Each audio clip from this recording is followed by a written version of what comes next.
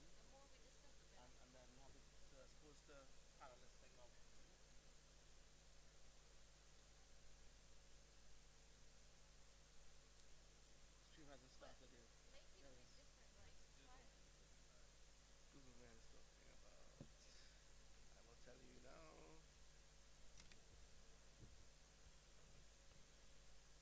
Perspective from Google on your behavior Pedro, you okay with your the topic and you know what you're about? No problem. Two. Two. One is on the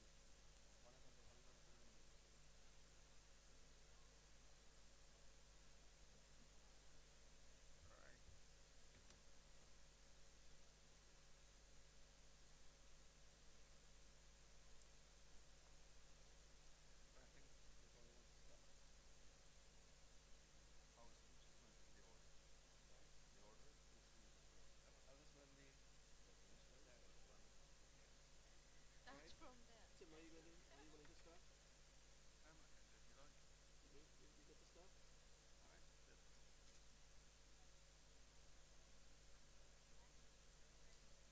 Ah, they're here. Oh, fantastic. Please do, yes, yes, that'd be great. Our panelists will take a coming.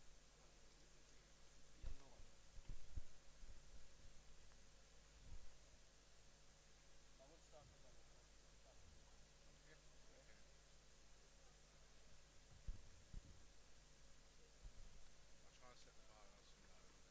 Please get first. Put you on.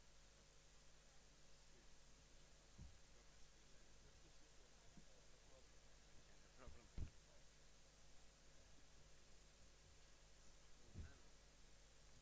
Which one?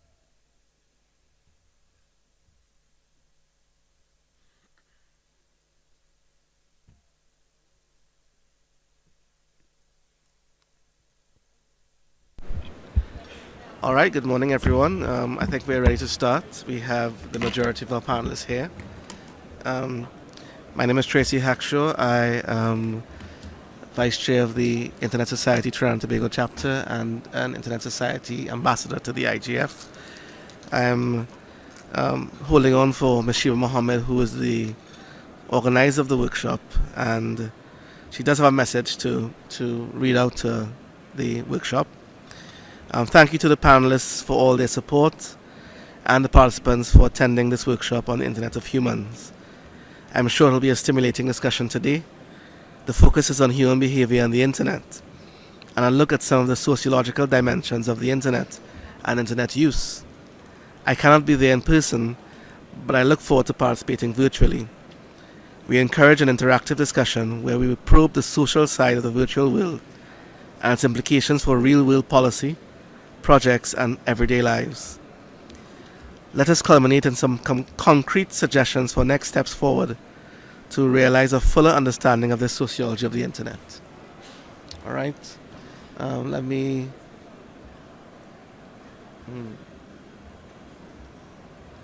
introduce our panelists. Getting ready on the left with their headsets are Nicola Douglas and Matthew Jackman from ChildNet. Immediately to their right is Tim Pilgrim. He's the winner of the Wired Up competition that was held by the Commonwealth Internet Governance Forum, yes, and Commonwealth Secretariat. To his right, it's Alex Komninos, who is a researcher in the Internet and human behavior. Alex, yes? With the Association for Progressive Communications. With the Association for Progressive Communications, the APC. To my right is Pedro Les Andrade. He is from Google. And to his immediate right is Andrew Mangal from Fiji, who is representing PIC-ISOC and is the Secretariat for the Pacific Community. Okay, so we'll get going. We're going to start with Tim, who is going to give us about 5 to 10 minutes of discussion on his project and what he saw from the internet and human behavior side and identity. All right, Tim, proceed. Hi, I'm Tim Pilgrim. I'm the winner of the Wire Up competition run by the Commonwealth Internet Governance Forum. And I've come today to speak about aliases and the use of real names on the internet. Whether we should be protecting the use of aliases, or whether we should be protecting the use of real names. Generally speaking, since certainly the days since I started using the internet in the late 90s, we've gone from a situation where people generally felt most comfortable using aliases online to a situation where people are now using their real names on a much more standard basis. It's also almost become a norm. It's not considered strange to use your real name online anymore. And this is obviously down to, mostly to the use of social media. So you're looking at the Facebooks, the Google Pluses, the Twitters of this world. But with the rise of the use of real names has come a few issues that I think need to be looked at, need to be addressed, perhaps this would be the correct forum to be discussing them. The first issue I'm going to touch on, although I'm not going to touch on it too heavily, is the use of people's real names against them in the world of cybercrime. So I know statistics were recently put out by Symantec, creator of Norton Antivirus, suggesting that 4 in 10 people who have used social media sites have been the victim of some sort of cybercrime attack. Now, obviously, a cybersecurity company doing the research, you have to take the results with a slight pinch of salt, but at the same time, it's clear that for a criminal to have somebody's real name, can be used against them if they're going to be putting their interests and their likes on these social media sites. It's easy to identify an easier way of actually netting them in a cybercrime online. So I think that's one thing we need to look at, and whether we need to be encouraging people to be more careful about the kind of information they're putting up, because it can be used against them to make a more, say in a phishing attack, make a more legitimate looking attack just based on the interests that they posted online. The second thing I want to bring up, and I think it's a more important issue, especially in the UK where it started to come to the fore, is the use of real names for the police and the legal authorities to actually be able to track people down more readily, when they've said something on a social media network or such things. So I'm thinking of a few cases. So I'm going to start off with a couple of cases that you may be aware of, you may not be aware of, that are probably more clear-cut, although there are issues surrounding them. So the first one I was going to bring up was a situation of a 21-year-old student called Liam Stacey. Now, you may be aware that there was a football match a few months ago, possibly nearing on a year ago now, where there was one of the footballers tragically had a heart attack halfway through the game. And he was leaving racist comments on Twitter about this attack, about this guy having a heart attack on the pitch. Now, he was sentenced to 56 days in prison for a comment he made on Twitter, which I'm not here to obviously defend people leaving racist comments on Twitter, but it's interesting to think about whether if he had made the same comments in a pub or if he had made the same comments in the street, would he have been sentenced to 56 days in prison, and whether there's actually a real imbalance between the sort of sentencing that people are giving out for social network related crimes and the kind of sentences that are given out in the real life world, the real world, I suppose we could call it. The other situation is another 21-year-old called Joshua Cryer, and he was actually directly tweeting another footballer with racist comments. His defence was essentially he was trying to get a reaction out of him so he could brag to his friends that he was getting ensnared a footballer into an online argument, but he was given 240 hours community service. So as you can see already there was an imbalance of two similar crimes. One was actually directed at the footballer, the other one was left as a general statement, but you've got a situation where one person was sentenced to 2 months in prison and the other one was essentially given 240 hours of community service, which he could then see out over 2 years. So I think this is a demonstration that we need to look at making sure that there's more balance between the sort of sentencing that is given out, both in comparative cases online and cases where you can compare the online situation to an offline situation. So as I said, the example I would give would be, if somebody had made these comments in a pub, they may well have been convicted, they may well have, been prosecuted, but whether the sentencing is actually fair given the two situations. Now, the other thing I'm going to bring up, and now I did actually bring this up with, I spoke to a couple of British MPs earlier in IGF, including the Information Minister Ed Vaizey, the UK Information Minister, and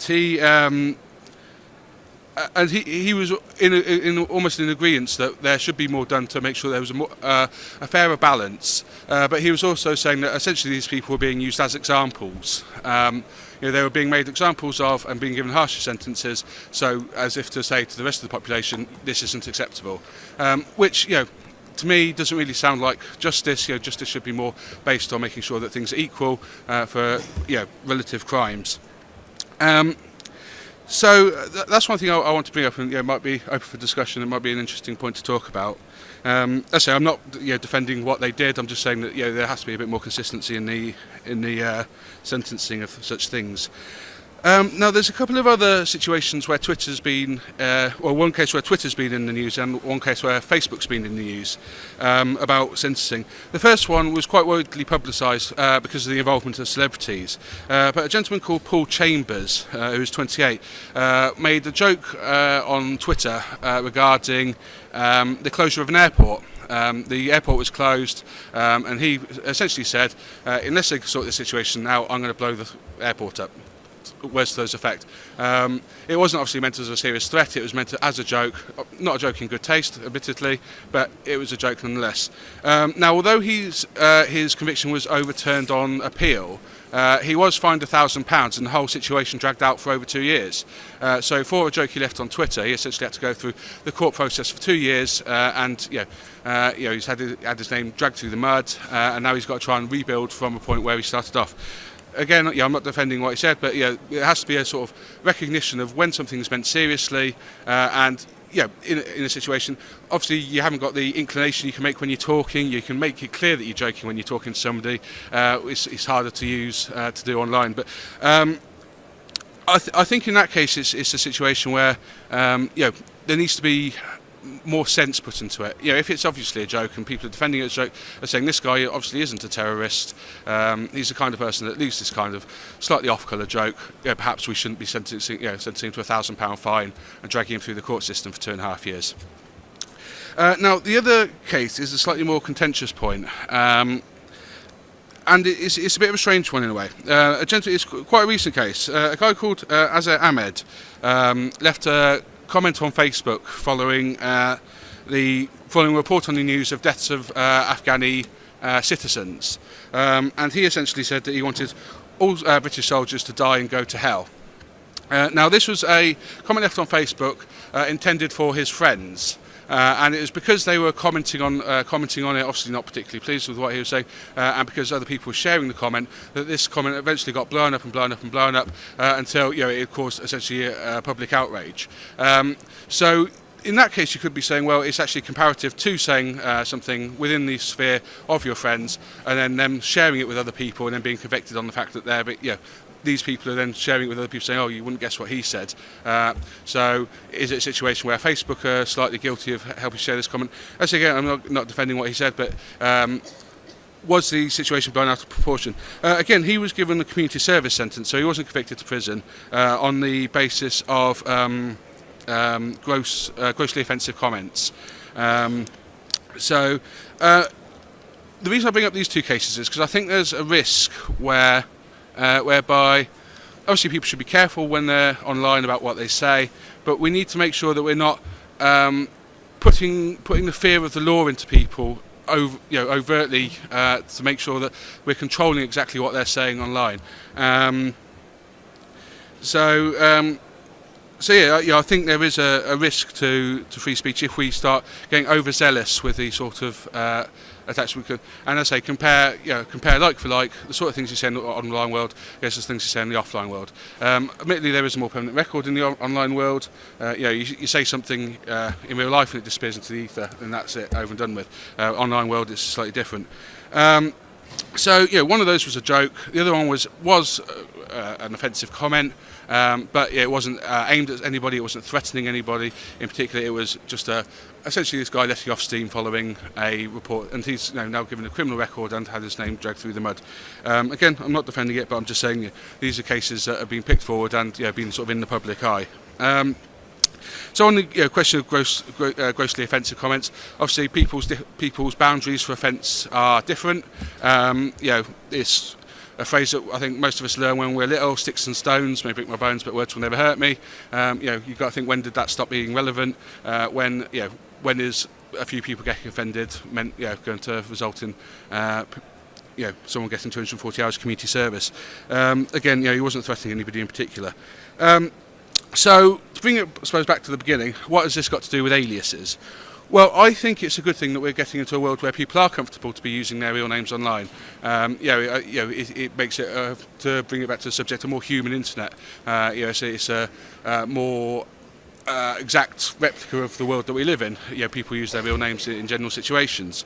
But I think if we're getting to a situation, I say, two sides of the same coin. If people aren't going to be better protected against the criminals out there who do use their real names and their real information against them, and we make sure that people not necessarily draw the line where we say, right, this is the line which you're not allowed to cross, but we make people aware that they shouldn't be scared to make slightly off-colour jokes. We shouldn't people shouldn't be scared of letting off steam and thinking, well, in 6 months this might come back to bite me because somebody will randomly find upon it.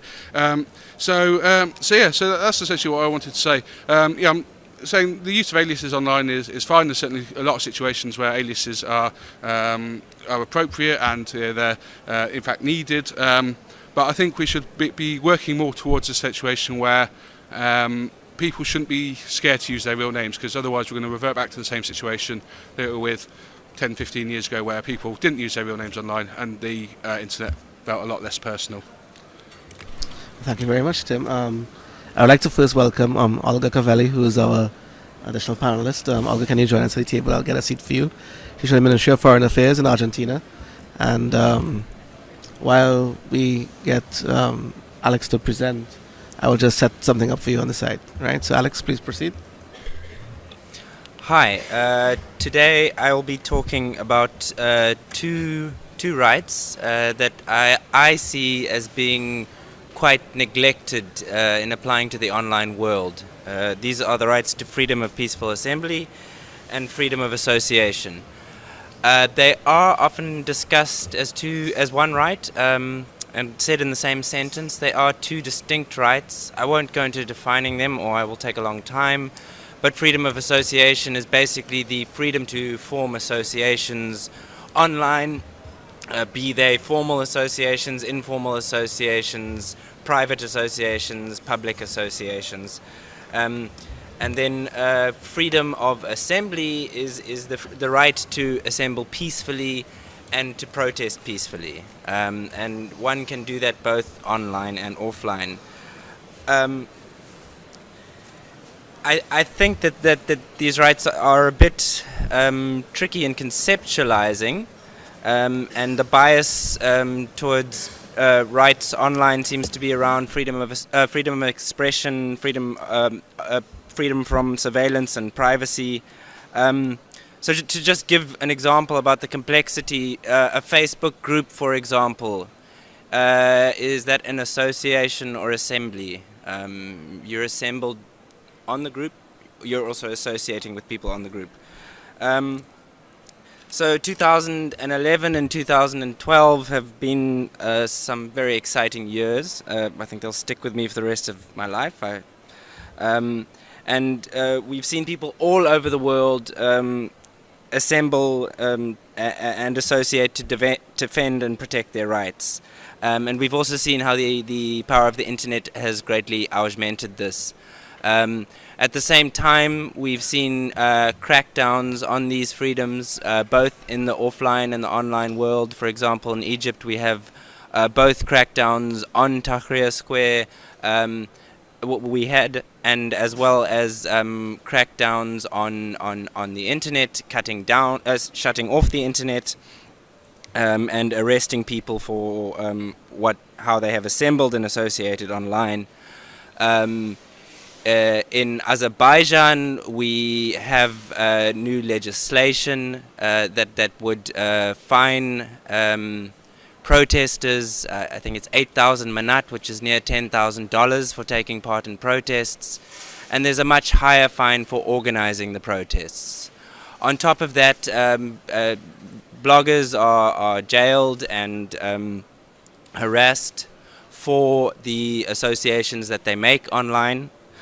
For example, Jabbar Savalan, who said that it might be a good idea to have a Egypt-style uprising in 2011, and he was promptly jailed and detained. So I want to discuss some new threats that are posed to these rights in the online world, and the one is surveillance. Our associations online and our assemblies online are quite different to our associations and assemblies offline. Whereas offline, in a peaceful assembly, one can lose oneself in the anonymity of the crowd.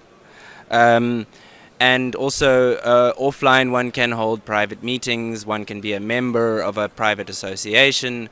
Whereas these days, all I need to do is to look at one's Facebook page, and one's associations and the assemblies one takes part in, they are kind of laid bare for everyone to see. So we are under surveillance from governments, corporations, also our friends, following on the example that Tim has pointed out. That eventually everyone is watching each other, and this news can move and can have quite negative consequences to people who think that on these platforms they're associating privately. And then another real emergent threat that relates to freedom of association is the role of databases and computer algorithms and artificial intelligence in surveillance. So the more data that is collected about you, the more patterns can be deduced about you. For example, if you look at the latest whistleblowers about the data center in Utah, the USA, they're basically trying to collect information about every US citizen as well as every person in the world, intercepting as much as they can. This information then sits on databases, and computer algorithms are run through it. So then one is identified by a computer as a threat. So one can be identified as suspicious even if one is not, or before one even does something that's suspicious. The other one is obviously censorship and shutting down of communications. Assemblies are essential to protests in the internet is essential to protests in the offline world. It's essential for organizing the protests, and it's also essential for, during the protests, reporting human rights violations, as well as to obviously facilitate emergency response, because violence or accidents happen during protests and people can get harmed. So if the internet is not there, it exposes people to great risk. And yeah, the internet's been shut down in Egypt, in Libya, in Syria at times to preempt or to try stop peaceful assemblies, as well as in the US, in San Francisco, during protests against violence by the security police of the San Francisco public transport system. And then another theme I'd like to get onto is anonymity, which has been very well discussed. So I won't add too much to it. I would say that I'm a firm advocate of anonymity, and anonymity is essential to the freedom of association. And this is not new in the online world. We had private associations before. The right to not have one's associations revealed is recognized in many countries. It's recognized in case law in America, many other countries. And for example, there are many types of associations that one cannot do in public in certain circumstances. So LGBTI, lesbian, gay, bisexual, transgender, intersex, online anonymity provides a great mechanism for people to discuss these issues when they might live in societies where they're not accepted or they're even threatened for their sexuality. The other thing is, of course, finding help from someone when you are being sexually abused, a victim of violence at home. Anonymity is also essential there. So I think anonymity should be protected, perhaps a lot more than the previous colleague has said. Of course, there are problems with anonymity, and this is why I think perhaps regulation might play a role, although I disagree, but we need to be smart about anonymity. A phenomenon that is becoming quite important, I think, is what's called astroturfing.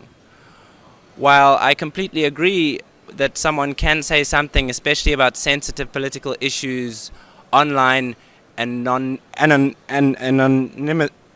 anonymously,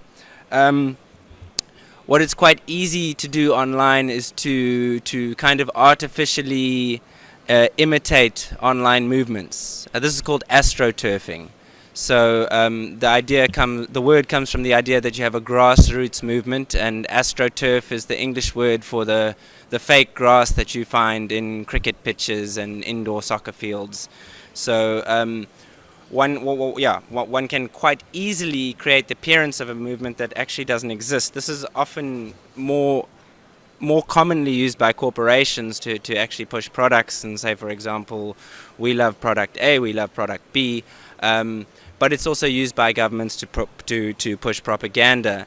And the worrying thing is also the intersection of social networking profiles, anonymity, as well as artificial intelligence. And it's quite easy. You can just Google, buy Facebook accounts, buy Twitter accounts. Okay, and then I'm running out of time. The last thing is online protest. I don't know if anyone knows what a DDoS attack is, but a DDoS attack is when many messages are sent by different people to a server on the internet, and then the website eventually goes down. And this is basically equivalent to when people would protest outside a building or outside a public area and business would shut down. So that right should be protected. It should not be protected if you're using malicious hacking tools, if you've hacked other people's computers to do it and are using what's called botnets. But freedom of assembly online should be protected. Our laws need to evolve to recognize this. In the US, we have, I think, 14 people in court for doing an online protest against PayPal because they felt that PayPal shouldn't be censoring WikiLeaks. We even have a fugitive from justice in the US who's fled to Canada because he's facing charges for DDoS attacks. Thank you very much. Thank you very much, Alex. That was very informative, and it was a good segue from Tim's discussion. What I'd like to do now is just shift the perspective to another part of the world, maybe Latin America, and I'll have Olga Cavelli from Argentina join us and provide her perspective. Olga? Thank you, Tracy. Thank you very much for the organizers for inviting me to this workshop, which I find extremely interesting. Unfortunately, I am also panelist in other workshops, so I will stay with you perhaps a little bit more time, and then I will have to leave. And I've taken the words from our colleague that was just talking about the anonymity, for example, and I was thinking about all this. And at the same time, I remember all the discussions we have in ICANN. I also participate in ICANN about the who is. And that's an issue about anonymity. How much information we want to know about the registrant, how much information is needed, and how much information is the registrant able to give to the people, and which consequences have this information. And there is always this issue about balance, which is a problem in life. How much information you have from them, and if you have that information, then you know who is registering a web page or saying something or protesting, and at the same time, someone could use a web page and not saying who is, and putting some content which is not good. So that finding that balance, and I myself being a representative of a government, it's extremely challenging, especially for governments. And I have two roles in my professional life. I am an advisor to the government of Argentina, and I'm a university teacher as well. And of course, I'm a mother. So at a certain point, I also have to find this balance with my family and my kids when I teach them things. So I think that there is an interesting word in English that I don't know if we have in Spanish, which is accountability. We must learn, all of us, regulators, governments, and people who develop content, people who develop web pages, people who contribute online in Twitter, in Facebook, in doing campaigns. We must be accountable for what we do, because the consequences of what we do are different now from what were before. And I was talking yesterday with a colleague, and when we are going back in the bus, about how much people is involved and what happens with internet now. I see that what happens with internet now is much more important than what happened before, because there are much more people connected. The knowledge is much more distributed. There are much more people that have knowledge to do nice things and bad things with internet. And the connectivity in the whole world, it's much more broad. So the accountability that we must have should be much higher. Anything that we can do could be harmful for other people in other parts of the world. And it's not the same like before. When I used to be a student, my contacts were in the university, my teachers, my books in the library, and that was it. And now the books are online, and I can contact any person in any part of the world to check information that they have, and I can share with them my own information. So the accountability that we must have has to be higher. We must be responsible for what we do in a certain way that we never thought about before.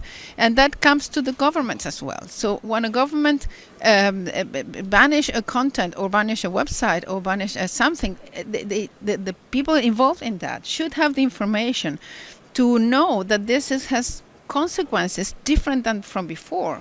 For example, not allowing a book to be printed or distributed. And at the same time, someone doing some content that could be harmful for others should be accountable for that and should think about before. So I think we have to go through a learning process. This is all very new to all of us. Also, I'm a big fan of the social networks. But at the same time, every time I write there and I put a picture there now, much more than before when I started to use Facebook 2 or 3 years ago, I think about it much more. So my accountability has grown with this spread of the social networking, because I realized that maybe some pictures that I put there are nice for me, but not necessarily nice for other people that I publish, or they don't want to know others that what they are doing. So also we are forced, and this is very important, I think, for government people. We are, and also for others, but government especially, because government is a very special stakeholder. It's the one that enforces the law in the countries. So it's a stakeholder that has a relevant role. We have to learn, but we all know something about something. I'm an engineer, so I'm more informed about infrastructure, and I teach networking. So this is what I really know. But I forced myself to learn about policy, and I forced myself to learn about businesses to understand the whole picture. And this was not easy. I mean, I wanted to be an engineer because I liked mathematics. I didn't like to study laws. This is why I'm not a lawyer. But I need to understand this multi-stakeholderism implies also multi-stakeholder learning for all of us. So if you're doing policy, you must understand technology somehow. And if you're doing technology, you must understand policy. And this is extremely challenging for all of us. But people learn, and people are flexible. So and younger people are perhaps more flexible than us, that we are not so young. In spirit, always young, but not in life. So always young in spirit. So my comments are that we have to be flexible, but extremely accountable. There is not such a word in Spanish. I like accountability. Respondibilidad, it's in Spanish, but it's not nice and nobody uses it. So these are my comments, and I will stop here. Maybe someone else can catch up from here. Thank you very much, Olga. We have 3 perspectives to come, one from the Pacific, a youth perspective, but I would like to push on to the private sector now. We have a representative from one of those companies who has been involved in privacy and human behavior, and somewhat controversially very recently. So maybe Pedro from Google can add his views at this point in time and share with us his thoughts on internet and human behavior. Thank you, Tracy, and hello, everybody. I would like to say, especially send my greetings to Shiva, that is not here with us, but she has been great organizing this workshop. And yes, I would like to switch a little bit the conversation into why we need to start to analyze more human behaviors before we discuss internet governance and before we discuss internet policy. We had a lot of good examples of which are the concerns around issues that will affect human behavior. Some people will start to stop doing things because of certain practices, because as we heard, surveillance, or their inability to act anonymously.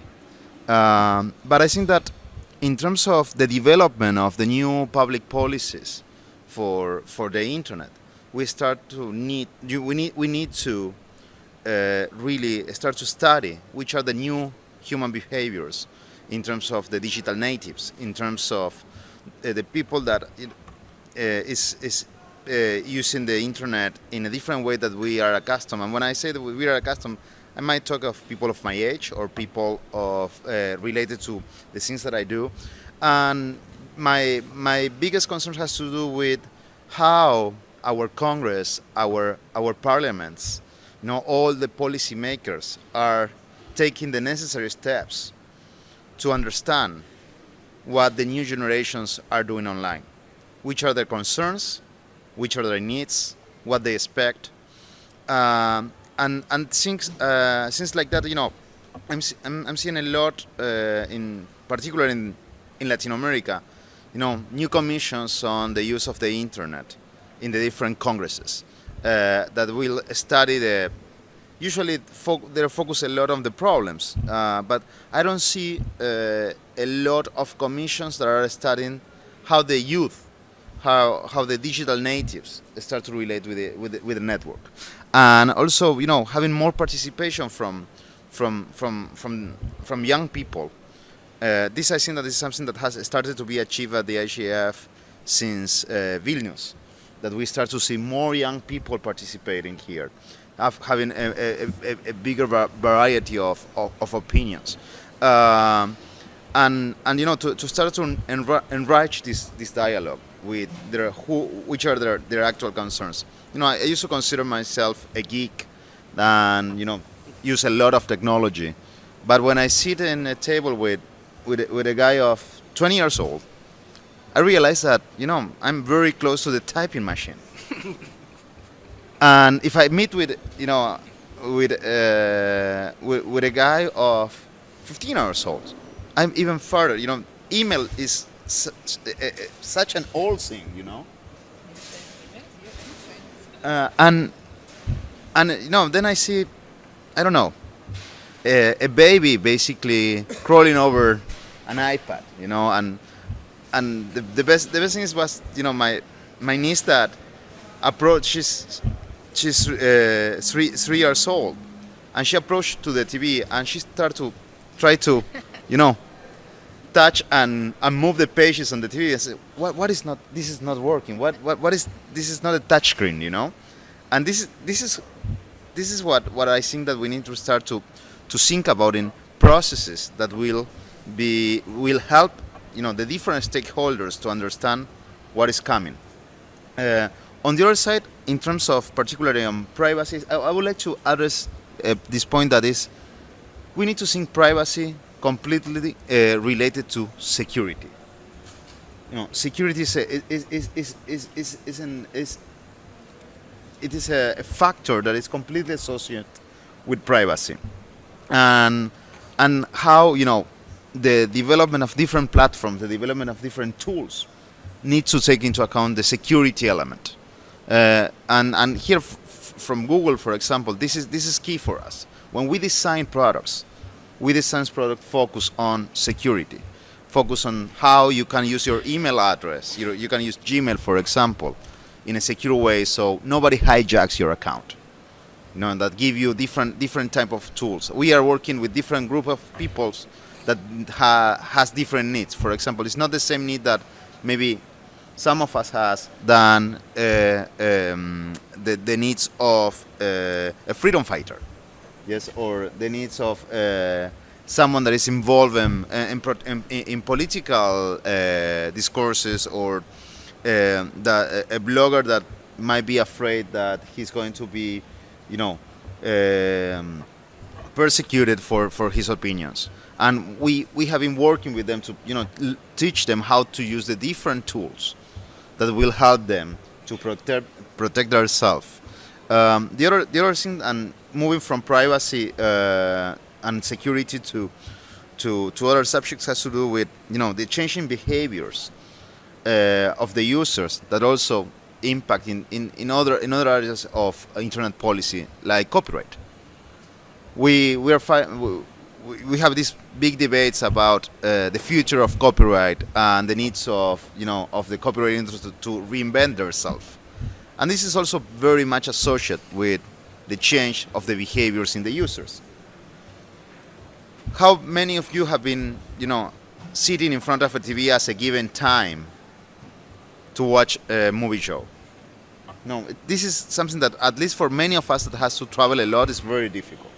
So now the user became, he demands to look at the content when he wants, where he wants, and in the format or in the screen that suits better his needs, And this is also a big change, because usually, the content producers were accustomed to just provide a content and the people will adapt to those content. Now the content producers really need to adapt the offer of the content to the needs of the users.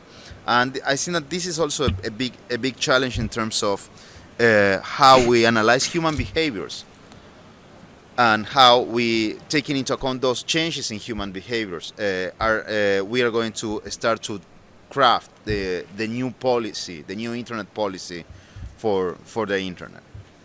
Thank you, Trace. All right, thank you, Pedro. So we'll start with our first youth-like perspective, and from the Pacific, Andrew from Fiji. Hi everyone, my name is Anju and I come from Fiji, and I work for the Secretariat of the Pacific Community, and we work with 22 Pacific Island countries and territories. We had a special SIDS session, Small Island States. I'm not sure how many of you were there, but it was at the main session, and we presented our case study and also some of the issues that were brought up. And some of it is linked to what I'm going to just talk about. It's interesting what the panelists said regarding privacy issues, accountability, and other issues related to first analyzing the human behavior before you analyze the online behavior as well. And I think this has a lot related to how people perceive and use and respond to the way we interact with people. And I think this is more related to the development of the psychological theory. And now there's a new transition taking place, and there's a shift in technology whereby everyone is recognizing the different behaviors on the use of ICTs and internet. And a personal behavior that I have seen of myself is that I constantly go online to read my emails, because I think I don't know if I'm addicted to emails or not, but it's something that I frequently do. And even my in the environment I am, my family, my friends, they're starting to see this change in me, because I'm constantly online, and when they try to communicate with me, I'm looking at my laptop, but I'm not making that face-to-face interaction. So this is something that I also thought was, maybe I need to analyze my behavior before we analyze other people's behavior in relation to using the internet. From a regional and Pacific perspective, I cannot talk on behalf of all my colleagues and friends in the Pacific, but I will try to characterize the emergence of the online human behavior on the basis of a research that was currently done in Fiji after our online Web 2 and social media workshop. In 2011, last year, we organized the first Web 2 and social media workshop in Fiji, and a follow-up workshop was done this year targeting the Ministry of Agriculture, Forestry, Rural Development, and the first week was targeted 30 plus, and the second week was 30 below, the age group. And this was related to the policy ICT framework that we have in the region, in the Pacific region. And we did a short research after the workshop on the internet and the online behavior, and we targeted Fiji youths only, and in the field of agriculture and forestry. And it was interesting that not these people are not ICT savvy. These people are not internet savvy. They are actually field workers that go out to the agriculture, to the farms, to work in the farm, and they come back and they collect the data. They try to input the data, but again, they need to be trained more. And when we targeted them, we realized that there was a lot more work to be done in relation to the awareness of internet governance and also the ICT policies that we have. So, for example, one of the participants said that I asked him to define what the internet was, and they basically said this is where you find everything you're looking for online. It's a source of help and news, ways of keeping in touch with the world. And out of 29 participants that participated in the brief online survey that we did, 17 participants actually admitted to using the internet every day, but they had no idea about the privacy and cybersecurity issues, because these guys were generally the forestry and rural development sector. So before the workshop, some of these participants did not understand cyberbullying or cyber threats. So to combat this sort of issue, we thought, okay, we'll change the workshop and we'll do something different so that the issue of access to knowledge comes into place. And we invited the cybersecurity team of Fiji and also the Fiji Police Force, the ICT director, to give a brief talk on the issues related to cybersecurity and the case studies they could bring up to make people aware and make the youth aware of what's going on. And it was also interesting to note that 3 out of, say, 29 participants stated that they were victims of cyberbullying. And one actually further elaborated that she was actually threatened by her boyfriend's friends and the issue of being unfaithful, and as a result she had to delete some of the Facebook friends, but this had continued through the use of mobile phones. She kept being harassed, and so she didn't know who to go to because there was no sort of law at that time, and this was few years ago. And in Fiji they just had the cyber legislation in 2010, cyber legislation law in 2010. And so it was a concern because that time no one knew where to go. And now, but there is some law, and that you can directly go to this, and then the police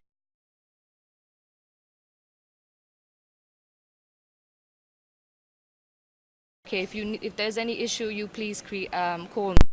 So the workshop presented a few case studies, and a few of these colleagues created Facebook, LinkedIn, Twitter, and image sharing tools, and Google Docs and Google Plus tools on behalf of their organizations. Now, this was a big concern for us, because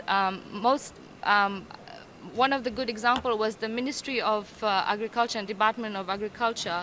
They created a Facebook page under the name of the ministry, but they were not aware of some of the issues related to, privacy settings, the account settings. So again, and they use anonymous names. So this became an issue dealing with stakeholders. When you are dealing with stakeholders in the region and relating agriculture information to them, it became a question of whether the person asking you the question will understand whether this was based on reality, is it true information or not. So as a result of this, the colleagues were introduced to ethical behavior as in the workplace, and also a use of guidelines on the use of social media. And this ethics basically focused on the day-to-day responses we had with the stakeholders, and how they should be responsible in relation to what to say to their stakeholders. And listening to my colleagues on the panel, the state of quality of being anonymous is probably questionable when someone has to represent a government or organization, because they are responsible for the public and what they have to say in relation to views related to agriculture or forestry or rural development. And as Olga mentioned, there needs to be a balance, and accountability plays in effect, it plays a part. And from our perspective, it's a first sort of awareness that we're doing with other sectors, but it's creating a lot of awareness, and also we're trying our best to not only target the agriculture but other sectors like educational, the curriculums that we have in the ministries, and the gender and youth thematic teams that we have within the secretariat. And the truth is that you're not safe anywhere.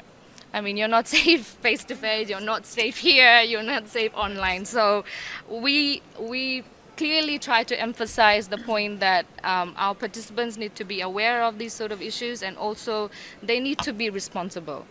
Because, when you're online, you need to be vigilant and you need to be aware of how you actually advocate and work with the stakeholders.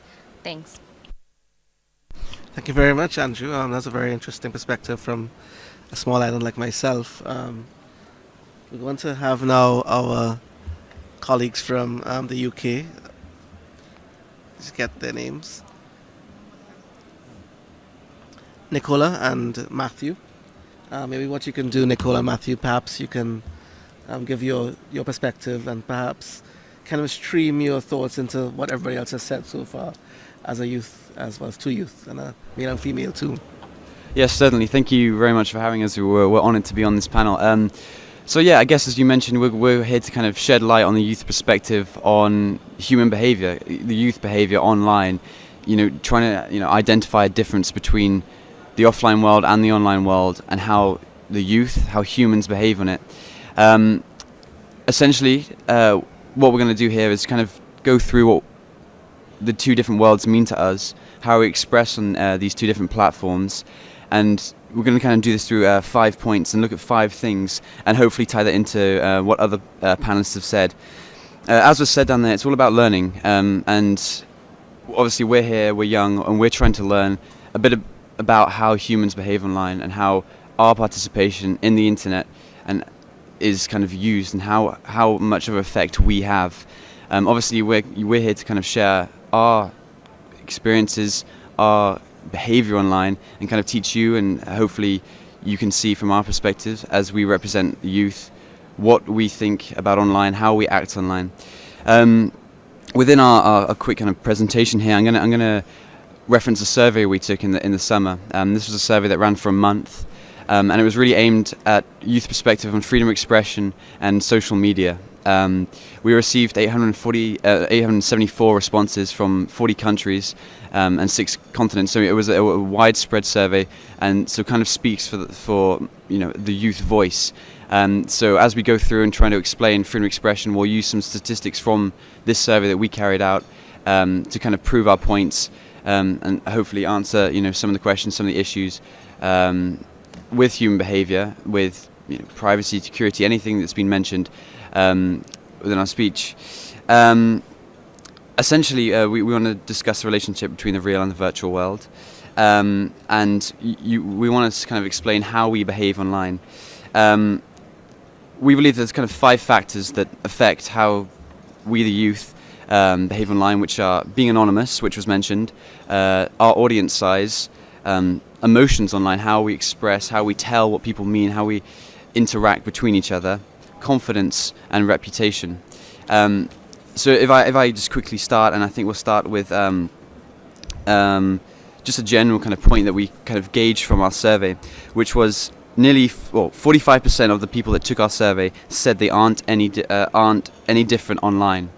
So here we see that the youth are kind of saying that whether it be online, offline, they are trying to predominantly act the same, behave the same, kind of abide by the same etiquette they do offline and bring that onto the online platform and kind of abide by the social norms.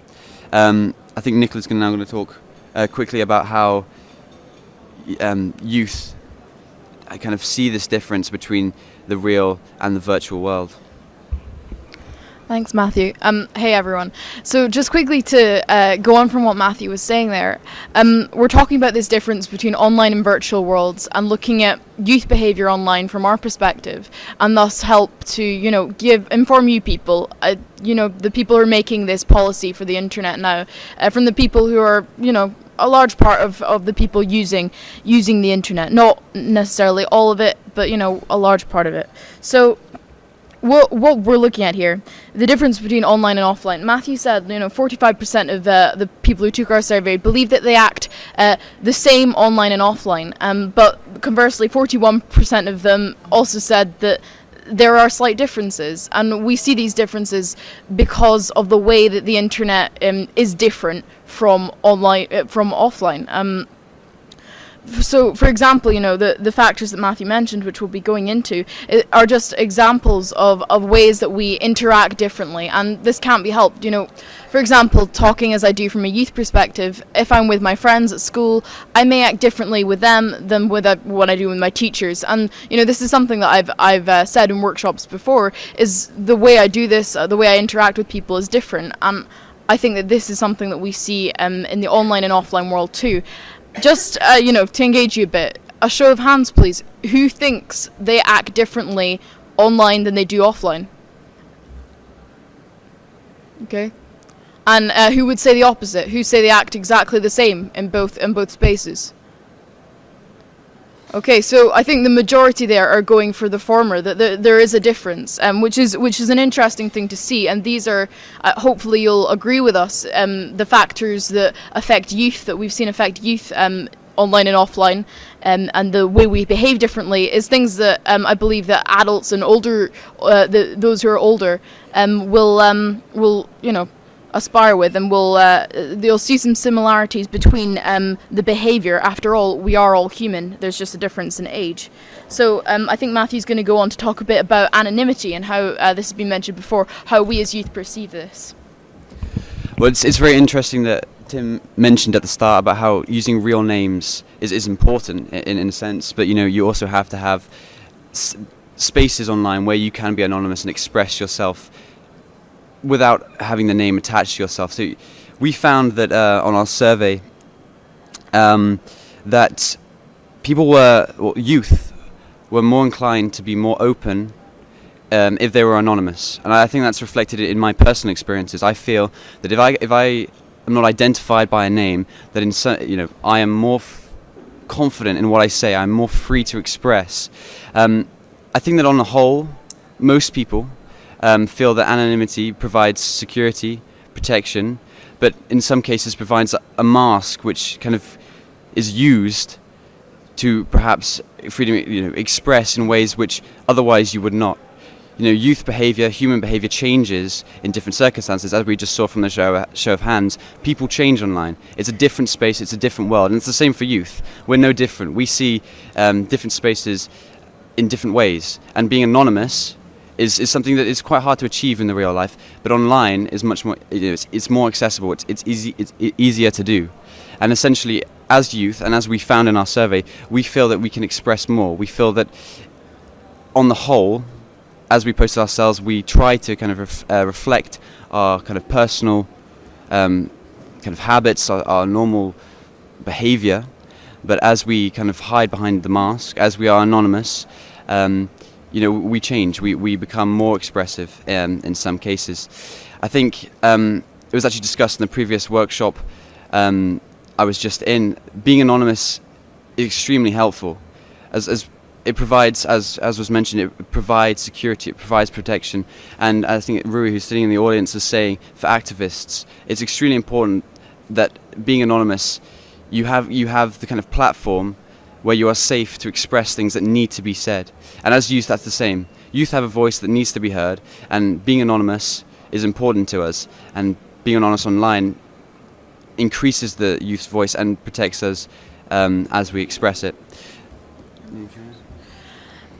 So yeah, that's one way in which the youth are different, and everyone is different online and offline. We can see that there are positive sides and negative sides to anonymity.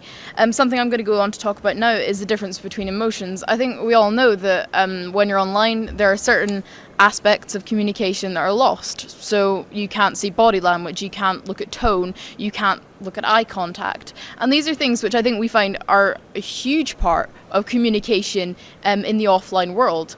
And when these things are lost, it's rather difficult to gauge what people are trying to say to you. So one thing that I in particular, coming as I do from Scotland, find really, really difficult is sarcasm online is totally different from in the offline world. And, something I may intend, or my friends may intend to say to me as a joke, can be taken in the complete opposite way. Which is something quite dangerous when you're intending to say something, and merely saying it in a light-hearted way, which I do with my friends, and they can take it seriously. And this is something we as you find quite difficult. As I say, I'm from Scotland. Our humour basically revolves around sarcasm, so it's a rather inescapable truth for me. And this is something we saw echoed with when we talked to young people. Over half of them found it who responded to the survey said they find it difficult to identify emotions. So this is sarcasm, humour, and anger. So these are things that are kind of unreadable, and this is an example of human behaviour, which is it's quite important on the internet and how we engage, and this emotional aspect is lost when we're not really sure of what people are trying to say to us.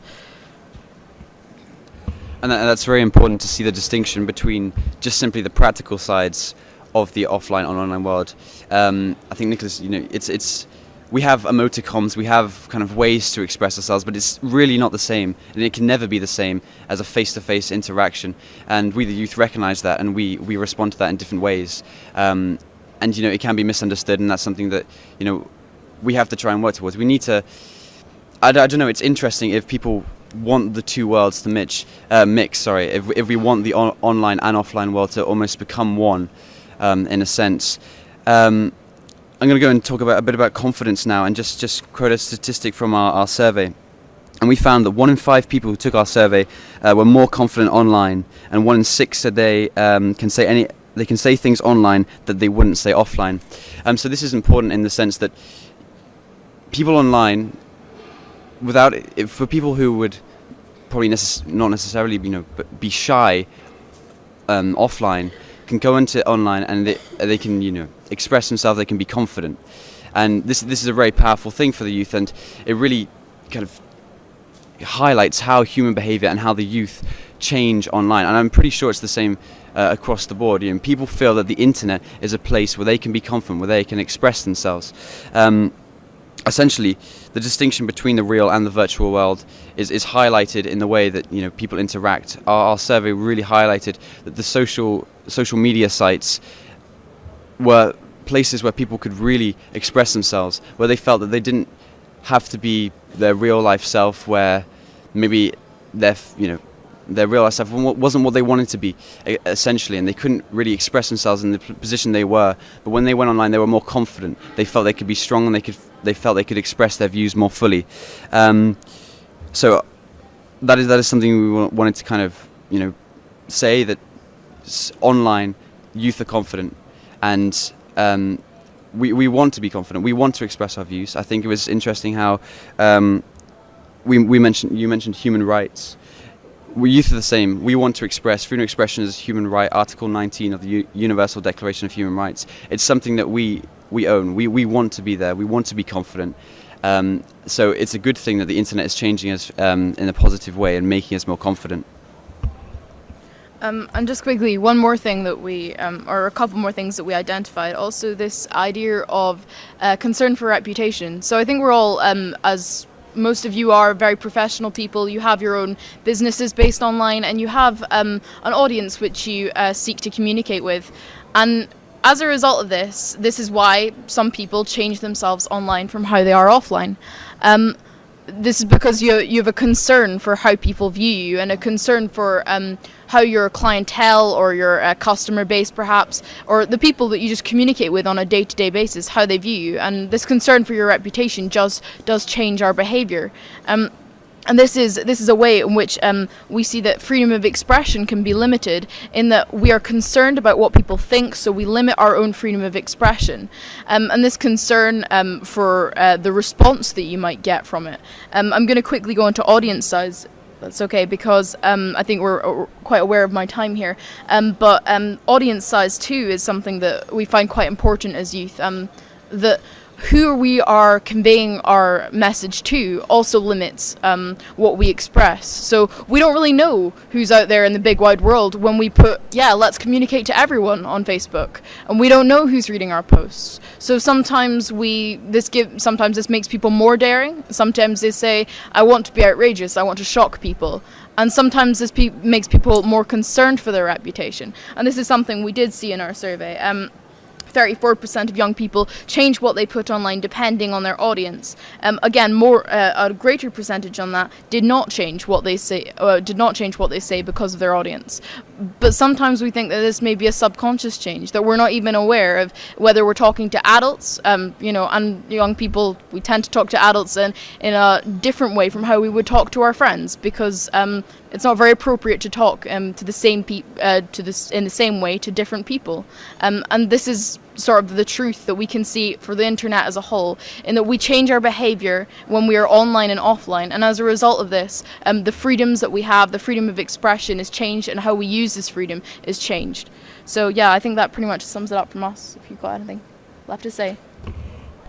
Yes, thank you. And I'm actually very happy to have you speak for longer, because, as was said before, the youth have not really had such a good voice in the IGF. So it's good that you are actually saying a few things. The survey that you've actually referred to, is it available somewhere that we could have a look at it? Yeah, the survey is. We can easily get that to you. Fantastic. If you come to our booth, which is in the village, the kind of IGF village out there, we'll be happy to give you the survey, give you the results, show you how we found them specifically, and then talk to you if you want to discuss them with us, get our personal views further from this. We'd love to do that. It'd be great. Fantastic. So I'd like to open up the floor for some questions, and hopefully our panelists can intervene and respond accordingly. Is there a mic floating around? Anybody has a mic on the floor? Microphone.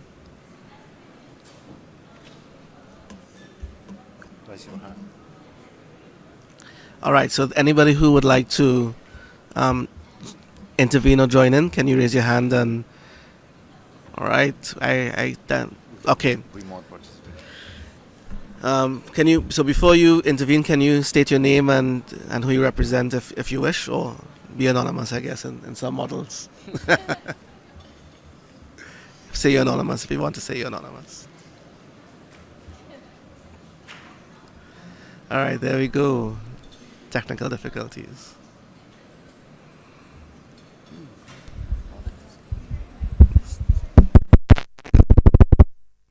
Does it work? All right, my name's Deirdre Williams. I'm from St Lucia in the West Indies. I'm It's working? I'm associated with Diplo Foundation, but I'm here in my own personal capacity as an end user of the internet. And one thing about anonymity on the internet that none of you mentioned, but which is the most precious thing to me, is that the anonymity of the internet allows people to listen to you without jumping to conclusions first. I'm not sure what conclusions people jump to when they look at me. I've got grey hair. I'm obviously older than most of the people here. I'm wearing rather peculiar clothes today, but that has other reasons behind it. So, who am I? You think that about who is this when you're speaking to somebody. The young people said they change their behavior depending on the audience. I like it when people listen to me and they don't say white, female, old, this, that. I don't want them to think that. I want them to listen to what I'm saying without thinking about I, me at the same time. Thank you. Okay, I saw two more hands, gentleman behind, and hi, my name is Ala Jirban. I'm from Yemen. I'm anonymous. No, apparently not. My question is for the young people over here, Nicola and Matthew, and on anonymity as well. The question is, do you think it's getting more difficult to be anonymous nowadays, especially on social media? For example, I recall a case that happened in the U.S. Where a court issued to Twitter to access the information of a certain account, and Twitter just gave them basically the information. So there are some restrictions that some young people face in social media to express their views, and their information can easily be accessed. Yeah, I think this. All right, just before you answer, just hold the answer. There was one other hand, two other hands. Okay, let's take the two questions and then return to the panel. Go ahead. You go ahead, and then yeah. Hello, I'm Martin. I'm here with the Web of Tomorrow is Yours, which is one of the youth side events. We're here the first time for IGF. And I wanted to point out another kind of anonymity. We are all coming from organized youth in our side event.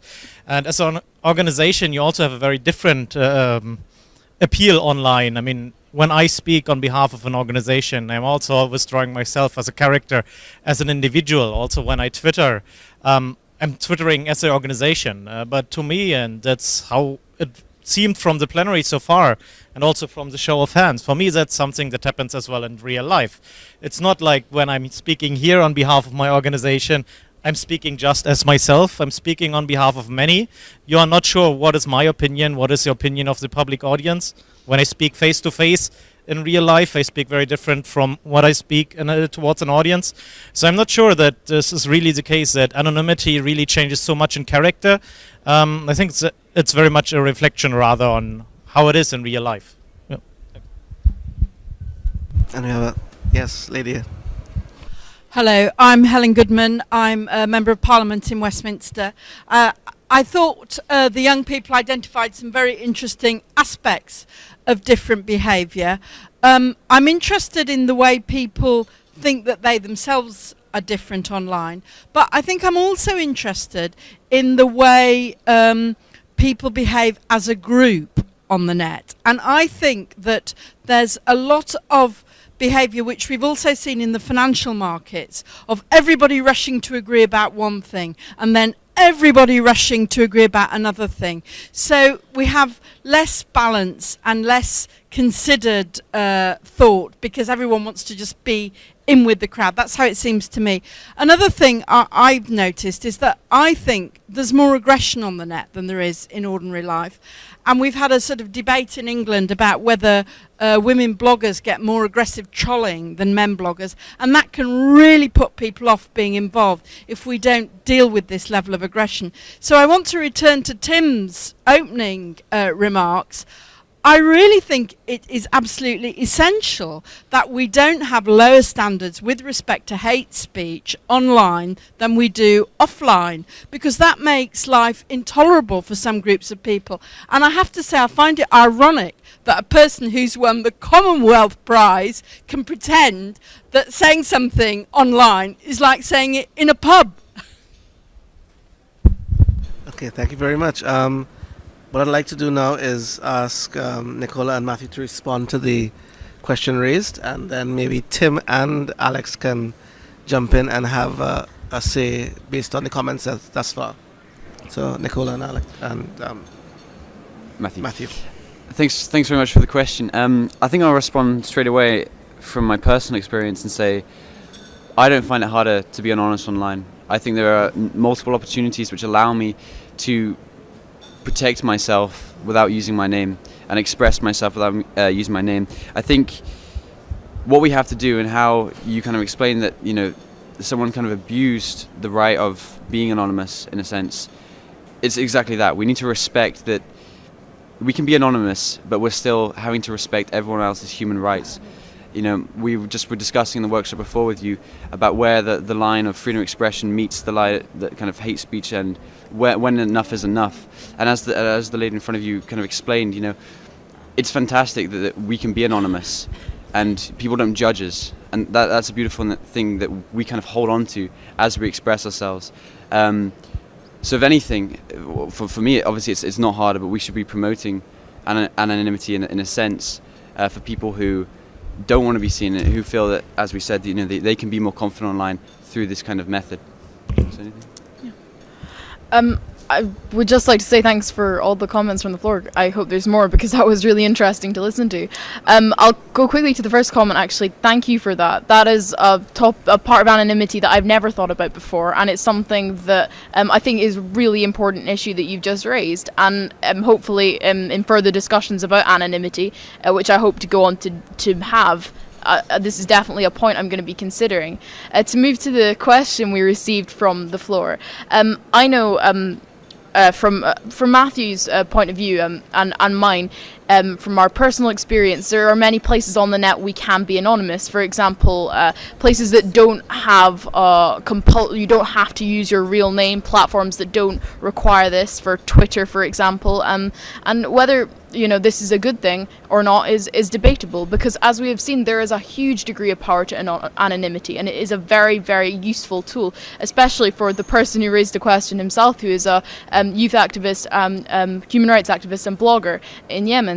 And I was discussing with him earlier, and I believe that in, you know, countries throughout the world, this idea of anonymity protects people, and it can also be threatened a lot by the governments of certain countries, because they are able, through advancements in technology, to threaten this ability to be anonymous. And it is becoming more increasingly difficult to be anonymous online, because if someone wants to find you, they will. For example, from my own perspective, if you put privacy settings on your Facebook account, yeah, you know what, for the majority of people, they won't be able to get in. But it's just like the lock on a door. If there's a robber coming to rob your house and he really wants to get in there, then he will, and there's not much you can do to stop that. So yes, it is very anonymity is changing, and it's becoming increasingly more difficult to be anonymous. It also raises the question, we have the right to anonymity, and this is also a right we should be protecting, the freedom to be anonymous, as well as the freedom to express ourselves and the freedom of assembly, all things that we need to protect and that we need to advocate. So I thank you for your comment and your question. Okay, there's a remote participation intervention, but just like to ask Tim and Alex to get their 2 minutes rebuttal in each. Tim, can you go first? Hi, Helen. Well, thanks for the question. I wasn't really arguing that they should be held to a lower standard online. I was saying they should be held to the same standards. Bringing in the point that they made, it's hard to express emotion in the same way. If you're writing a 140 word tweet, it's hard to express your anger, it's hard to express that you're being sarcastic, it's hard to express that you're joking. So, I'm saying that if you were making let's just say an off-colour joke, I'm not in no way saying that they should be making off-colour jokes, but I'm saying that if you did it in a pub, you'll be able to show by your facial expressions, the inclination of your voice, that you are making a joke. Do the same thing on Twitter, and suddenly it can be read a number of different ways. So what I was arguing really was that we should be holding people to the same standards. So as to the example I was giving was the racial abuse on Twitter. I say back to your point again. The whole almost pitchforks approach. One person gets hold of it, they share it with their friend, they share it with their friends, and suddenly you've got a big group ganging up on a comment, which obviously wouldn't happen in a real world situation. So that's what I'm saying is. I don't think we should be holding people to a lower standard. We should be holding people to the same standard. Alex? Just to respond to Helen, I'm not... You were talking about people rushing to one opinion and then changing and rushing to another opinion. I'm not really sure what's the problem with that. I think that's a reflection of a pluralistic and diverse society. I change my opinion all the time. I've changed many opinions since I got to the IGF. And I don't think it's a sense of people rushing in a crowd to one opinion. If you open any blog post or any news article and you read the comments at the bottom, I think opinion is very, very, very diverse. And I think that's healthy. So I think the internet encourages diverse opinion. If anything, as I say, I do change my opinion about things because I like to inform myself and make an opinion based on evidence. And I think the things that the literature that actually mostly challenges my opinion is is comments at the bottom of blogs, which are usually anonymous, and those are, when I read a news article, I always look for the comments to see different insights. And then I think the conventional offline media has just as much a tendency to mobilize people around one opinion and then change the opinion according to different political circumstances. And I think to a certain extent the online media, as well as anonymity and the fact that anyone is allowed to express an opinion, protects against that. Then lastly, as Tim said, crimes are the same online as they are the same offline, and rights are the same online as they are the same offline. So if one commits hate speech, one's got to balance the crime with the right. So if one's said something that's hate speech and they were behind the guise of anonymity, then unfortunately we have to balance those rights, and we have to talk about whether it's right to invade the privacy of that whole conversation and to get IP logs of everyone submitting to the website or whatever it is, or whether the hate speech, it's unfortunate that it can also always be removed or moderated. And then I also think to a certain extent we must acknowledge that there are advantages when hate speech happens online as opposed to behind closed doors, as we also don't want to be surprised about the sentiments that there are in society. Thank you. All right, thank you, Alex. Jose, remote intervention. Okay, it's working. Yes. Okay, I have a few of line of Shiva Mohammed from Trinidad and Tobago. She's the organizer of this session, and Shiva is saying, "Thank you for such an stimulating discussion. As a next step of the workshop, we would like to get a sense on what issues you think should be challenged into the research agenda on a human behavior and the internet. What social issues of the internet do we need further research on?" For any panelist. Yeah. Okay, and I've already asked Pedro to respond to that. So, Pedro. Well, I think that what we need to, as you know, as a step forward on this is start to get a discussion with maybe more experts on human behavior, so we can have the experience from the users. I think that we need to have the diversity in these kind of discussions. So as we have the experience of the young people we also would like to have the experience of elder people, the experience with people with disabilities, the experience with all the different groups, and also I think that will be very interesting to have in this panel policymakers also. And have their view. Well, we have a member of parliament here, and I think that this kind of dialogues will be, maybe the best step forward. The design of public policies around internet that will take into account the different needs from the different groups, and at the end will help to make internet a better place. I like the idea of sharing, your questions. And the same, it will be very interesting for my colleague panelists that what if we make the same questionnaire to people that is from other ages, and see what conclusions we can get also. Compare the different answers and see where are the different perspectives. I think that making the same survey to different groups will also help us to understand the differences, because at the end of the day, this is a question of how we see the internet, and this will drive the way that the regulation is going to be enact or design, and being conscious of which are the different perspectives will help us to design a better public policy for the internet, I think. I've also asked Andrew to provide some feedback into this. Just a question. Was this research targeted which regions? Which? It was open research, so it was distributed by ourselves and our other people for the youth delegation from the UK within our peer groups and within our schools, and we managed to circulate it via social media.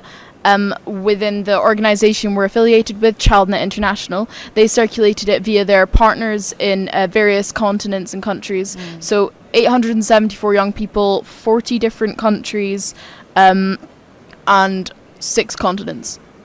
And I think it's important to say that the age group we took was from 11 to 18-year-olds. So I think 11 to 18. And I think your point there, getting the adult perspective, we're all sharing the internet. We're all changing to, as we saw, a lot of us changed to get on the internet. So it is important that we do that. So I would be interested to see that. So hopefully I'll speak to you afterwards and we can discuss this. So I'm more interested in how we can take this or tailor it to the Pacific region, for example. And another thing is when you do a research, sometimes you don't generally get the right point of view, because it could be based on truth or yeah, exactly. And so for example, if I'm doing a survey, I don't necessarily want to give all the information that I want to, and so I sort of hold back, and that's also an issue that we face when we do our research work in the region. And so this is something that we're trying to also tackle. But it's interesting to hear the different views from our members and also from the audience. In relation to policy, it's usually on the top level, and it stays on the top level, but it does not necessarily trickle down to the users and the general users that are always using the internet. And for example, in the Pacific, we usually smile at everyone, because whenever we see someone, we have this smile, and we smile at everyone, and we don't necessarily get the same reaction when we go to different countries. And I could blog about that, or I could Facebook about that, saying that, oh no, that, how dare she didn't smile at me? Is it because what? Is it because it's a personal reason, or is it because they're affiliated to a country or an organization? So again, it can be also a way to look at whether it's my right or not. And speaking your mind is always is good, but at the same time we need to also be responsible of how we speak to someone or how we relate to someone online. And again, freedom of expression is good, but at the same time we need to be mindful of how we relate to others and how they react to what you have to say, because end of the day we are all human beings, and one of the MDG rules is that you treat everyone equal despite where they come from, despite their ethnicity, and despite their background. And again, the question comes back to is, how does one differentiate between what's right or wrong? That's my final. All right, thank you. I think we are encroaching into the lunch period, but I do see another intervention from the floor. So can I beg your indulgence to have our colleague speak? Hi. So I'm really glad that we started talking in the end about how we're doing this research on online behavior. And for full disclosure, my name is Eileen Goa. I run a company that does ethnography as market research, and I'm currently working on an ethnography of social media and mobile technology in Afghanistan. And one of the reasons that I was motivated to do this research was that there seems to me that there's a really big reporting bias. When people are talking in surveys or talking about via interviews, focus groups, whatever it is, how they behave, there's always a difference between how they perceive themselves to behave and how they actually behave. So I'm really interested in hearing how Google, for example, or some of these other organizations are actually doing this research and trying to figure out how people are behaving online. Are there any further interventions from the floor before we get Pedro to respond? No? Pedro? Well, I think that you raise a very good point about self-awareness. We think that we are in some way sometimes, and I don't know if you have ever tried one of those exercises that analyze your personality and give you feedback about that, and sometimes you get similar results. Sometimes you get an objective analysis that tells you that you are you might be in a way that you think that is different. In terms of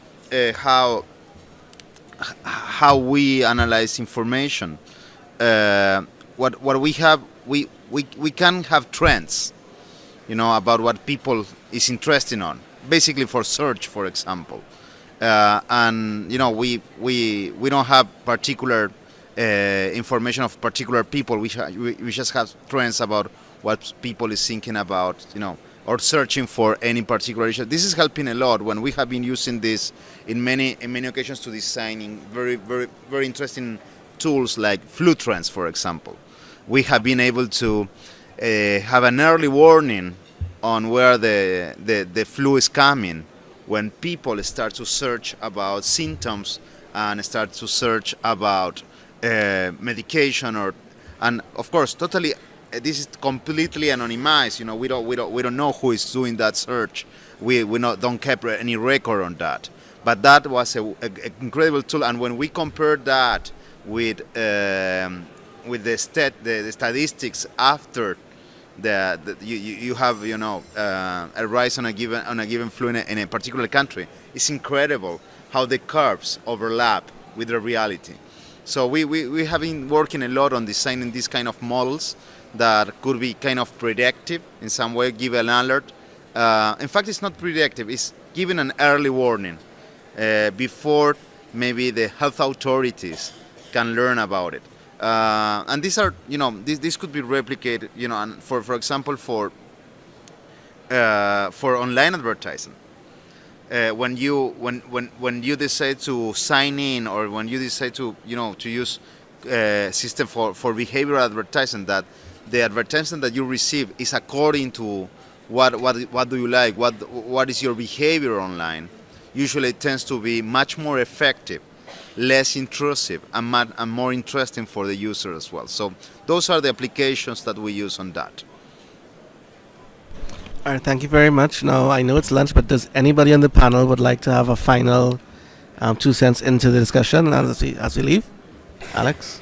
Sorry, I meant to announce this earlier, but the publication based on my presentation is on the chairs there. So if anyone wants to pick it up, please do, because it'll be a bit heavy to take home. Thank you. Tim, any final words? ChannelNet representatives Nicole and Matthew? Just like to say thank you to everyone for coming, and thank you for all your comments. Thank you. All right, thank you very much. It was a very exciting and informative panel. I'm glad you all came, and I appreciate your participation, and Thank you very much. A round of applause for our panelists. And do enjoy your lines for lunch.